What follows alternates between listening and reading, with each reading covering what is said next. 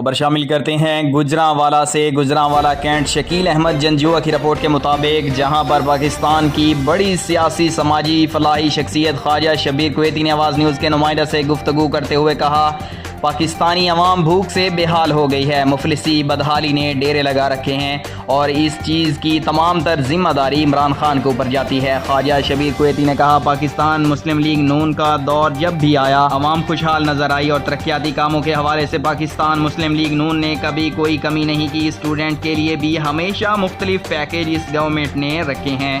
اگر ہیلتھ کی بات کی جائے تو بھی اتنا فنڈز دیا جاتا ہے کہ لوگوں کو کوئی گیلا شکوہ نہ رہے۔